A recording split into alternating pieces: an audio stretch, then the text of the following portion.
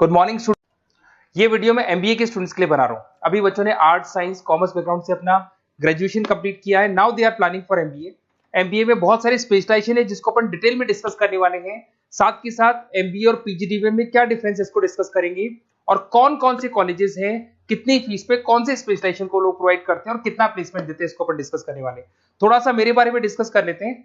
2006, ज्यादा video lengthy हो जाएगा तो छोटा सा डिस्कस कर लेते हैं। 2006 से मैं पढ़ा रहा हूँ और बेसिकली मेरा क्लासेस चलता है। एमबीए और बीबीए के स्टूडेंट्स में पढ़ाता हूँ। एमबीए के क्लासेस ये आपको दिखाई दे रहे होंगे, क्लासेस में लेता हूँ। एक छोटी सी पीडीएफ है, ये मैं आपको शेयर करने वाला हूँ। व्हाट्सएप पे शेयर भी करूंगा आपको, मतलब यूट्यूब के डिस्क्रिप्शन में डालने वाला हूँ। इस पीडीएफ पे पूरा डिटेल मिल जाएगा। मैं बेसिकली हर साल बच्चों को IIM अहमदाबाद लेके जाता हूँ। उसके बाद में ये घूमने के हिसाब से गोवा वगैरह, बिरला सिटी। अब एमबीए के स्टूडेंट्स हैं तो एंजॉय भी करते हैं साथ के साथ। ये देखिए, यहाँ पे आपको एमबीए की बुक्स मिल जाएंगी। First sem, second same, third same, fourth same की सारी बुक्स मिल जाएंगी, वीडियोस मिल जाएंगी। जैसे आप इसको क्लिक करेंगे यूट्यूब पे लेके जाएगा, प्लेलिस्ट खुल जाएगी और सारे वीडियोस आपके सामने आ जाएंगे। यहाँ से आप अकाउंट्स का बेसिक कवर कर सकते हैं। उसके अलावा बहुत सारी चीजें जो कवर कर सकते हैं। अलग अलग सब्जेक्ट्स आपको मिल जाएंगे। हर सेमेस्टर के सब्जेक्ट्स मिल जाएंगे, बीबीए के सब्जेक्ट्स मिल जाएंगे। अच्छा, एक सबसे इंपॉर्टेंट चीज मैं बताता हूँ। बेसिकली मैं राइटर भी हूँ। ये देखो, 2008 से मैं बुक लिख रहा हूँ, तो 2008 से ये सारी बुक्स लिख रहा हूँ। ये पीडीएफ में डिस्क्रिप्शन में डालूंगा, क्लिकेबल है।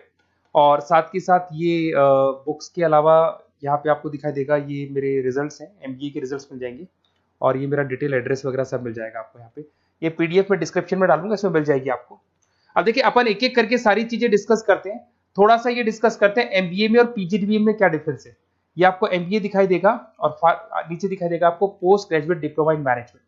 तो अगर एमबीए की मैं बात करता हूं तो एमबीए में करीब करीब फीस कम रहती है एज कंपेयर टू पीजीडीबी। उसका रीजन क्या है?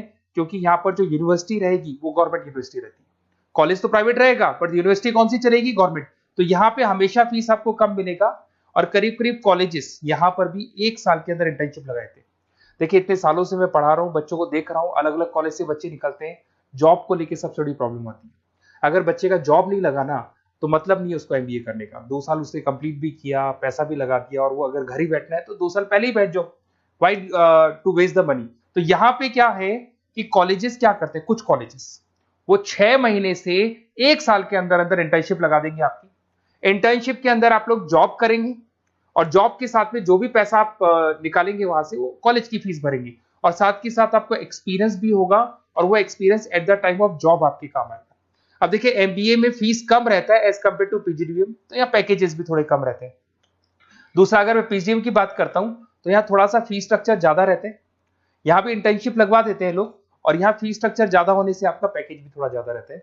अब देखिए, यहाँ पर थोड़ा सा जो कैरिकुलम है, बोलते हैं कि एडवांस कैरिकुलम एमबीए भी यूज नहीं करते हैं, बट यहाँ पे एडवांस कैरिकुलम यूज करते हैं। बट करीब करीब आजकल गवर्नमेंट यूनिवर्सिटी भी अपग्रेड होगी, तो अपना कैरिकुलम वो लोग अपग्रेड कर रहे हैं, तो ऐसा कोई ज्यादा डिफरेंस नहीं आता। पैकेज को लेकर थोड़ा डिफरेंस आता है। तो ये सारी चीजें अपन डिस्कस करते हैं। साथ के साथ सबसे इंपॉर्टेंट चीज, specialization. Business analytic, fintech, marketing, HR, IT, operation, supply management, इनको अपन डिस्कस करते हैं। कौन सा स्पेशलाइजेशन कितने का पैकेज देता है, सबसे इंपॉर्टेंट चीजें अपन डिस्कस करने वाले हैं।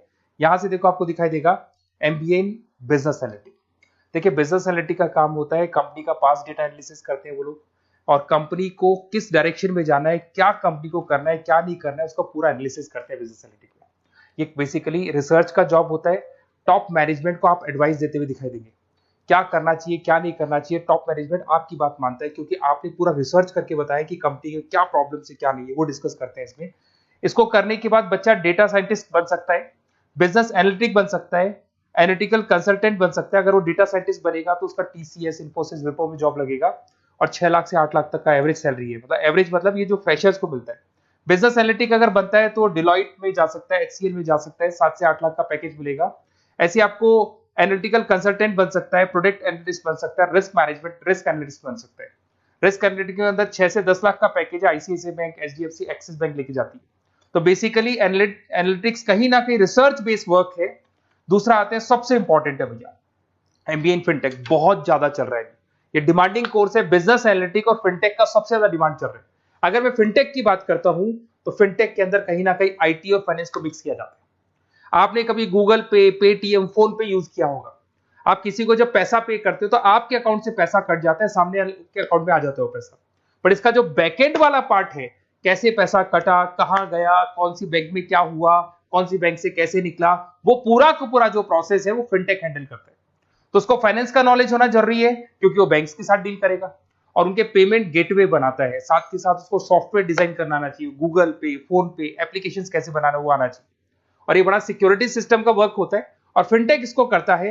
इसके अंदर आपको जो कंपनीज मिलेंगी, पेटीएम, रेजर पे, पॉलिसी बाजार दिखाई देंगे आपको, फाइनेंशियल फिनटेक एनालिस्ट बन सकते हैं, प्रोडक्ट मैनेजर बन सकते हैं इसमें, फोन पे, क्रेडिट, यूपे कंपनीज आपको दिखाई देंगी। 8 से 10 लाख का पैकेज है। उसके बाद में फिनटेक एनालिस्ट बन सकते हो आप। ऐसे आपका रिस्क कंप्लायंसेस मैनेजर बन सकते हैं जिसके अंदर आपको ये बैंक्स दिखाई जाएंगी सारी की सारी। साइबर सिक्योरिटी स्पेशलिस्ट बन सकते हैं, जैसे इन्फोसिस, टीसीएल, विप्रो। तो कहीं ना कहीं फिनटेक का भी मार्केट में बहुत जबरदस्त डिमांड है और न्यूज़पेपर में भी आया था गवर्नमेंट को जो आईटी सेक्टर के जो लोग हैं फिनटेक वालों की जरूरत है।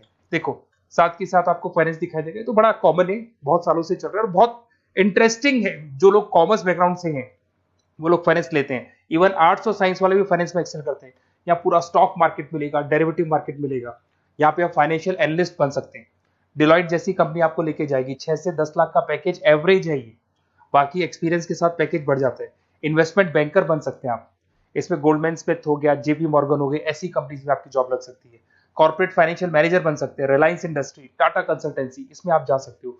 पोर्टफोलियो मैनेजर, जहां पे आप स्टॉक मार्केट में कहां पैसा लगाना है, डेरिवेटिव में कहां पैसा लगाना है, उसके पोर्टफोलियो डिजाइन कर रहे हो। HDFC asset management, ICICI prudential, EMC, SBI mutual fund में आपका जॉब लग सकता है। 10 लाख से 15 लाख की सैलरी है यहाँ पे। रिस्क मैनेजमेंट में आपकी जो बैंक्स है वो सारी आ गई। तो ये ऑप्शन भी है। उसके अलावा मार्केटिंग बड़ा इंटरेस्टिंग है। देखिए फाइनेंस के अंदर कहीं ना कहीं कॉन्सेप्ट सेलिंग होती है। आप म्यूचुअल फंड बेच रहे हैं, इंश्योरेंस बेच रहे हैं, तो म्यूचुअल फंड इंश्योरेंस दिखाई नहीं देता। पर अगर मार्केटिंग की बात करें तो मार्केटिंग में प्रोडक्ट सेलिंग होती है। आप किसी प्रोडक्ट को बेचेंगे ना तो प्रोडक्ट दिखाई देगा। आज एक मारुति के शोरूम में आप जाते हुए कार खरीदने के लिए डेमो लेके आते हो तो 90% तो कार बोल जाती है, जो डेमो है वो बोलेगी, 10% सेल्समैन बोलेगा और बिक जाएगी। But in case of finance concept selling होती है भैया। एक पेपर पे पूरा म्यूचुअल फंड लिखा है, इंश्योरेंस लिखा है, उसको समझाना पड़ता है।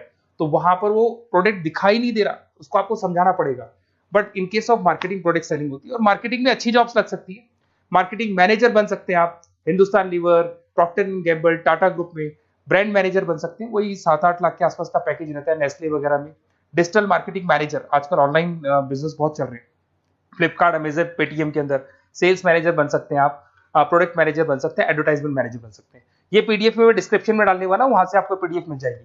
अगर आप एचआर की बात करें तो एचआर का काम होता है कि जो भी आपकी कंपनी में स्पेस खाली हुई है वहां पे नया बंदा रखना है, उसको ट्रेनिंग देनी है, उसको सैलरी देनी है, वो सैलरी डिसाइड करनी है, रेम्यूनरेशन डिसाइड करना है, सारा काम वो करे।